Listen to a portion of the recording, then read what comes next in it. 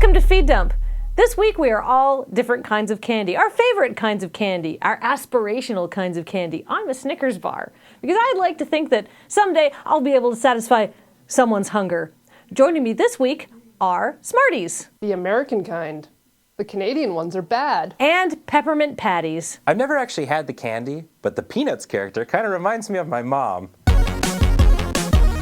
A Massachusetts man has sued Dunkin' Donuts for serving him margarine when he asked for butter on his bagel. By the way, he did win. I can't believe it's not butter. No, really. Because I can't actually taste the difference between the two. But Ben, margarine is a plant derivative. And butter is made of cow juice. Sounds like you need some Margarine facts! No. Before 1955, it was illegal to sell margarine with color in it. It had a separate color package, and you'd have to knead the dye into the margarine to make it look more like butter. No. The J.H. Filbert Company, based in Baltimore, Maryland, developed the vegetable oil and cream spread. I can't believe it's not butter. No. Fabio was the spokesperson for I Can't Believe It's Not Butter. Unsubscribe margarine facts. In February 2017, Unilever renamed the brand in the UK. I can't believe it's so good for everything. That is a terrible name. You should not use margarine as a personal sexual lubricant. Next story, please. Margarine facts! An Ohio man who thought he'd received counterfeit currency during a drug deal reported it to the police. He was then arrested for drug trafficking. I hear drugs are expensive, but when someone pays with $1 million bill and says keep the change, that raises some questions. Now I just kind of want to see what $1 million worth of weed looks like. Would it fill a bathtub? Or a kiddie pool?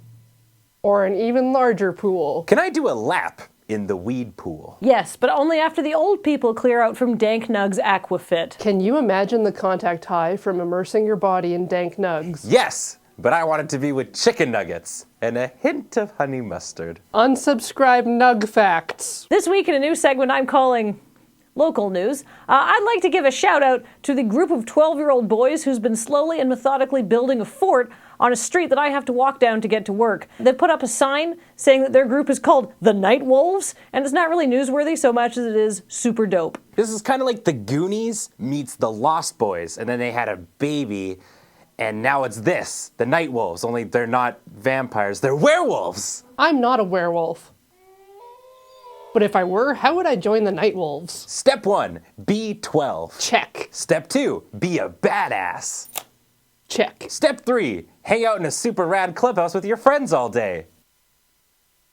Check? Yeah, it might just be that you haven't been around as long as Corey and I, but this is basically a clubhouse with a thin veneer of business over top. I mean, like, we never pick up our garbage, people play video games and board games here all night, and like last Saturday, you guys literally just had a pizza party and watched TNG. Yeah, but we don't have a cool name like Night Wolves. Ben, this place is literally called the Moon Base. Welcome to the Sonic Raptors. All right, Space Raptors, let's build ourselves a fort!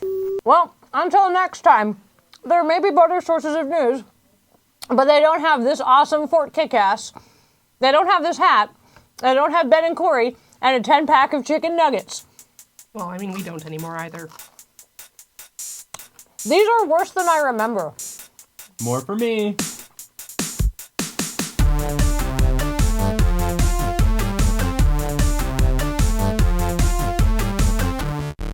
The J.H. Filbert Company of Baltimore, Maryland, developed the vegetable... Too much.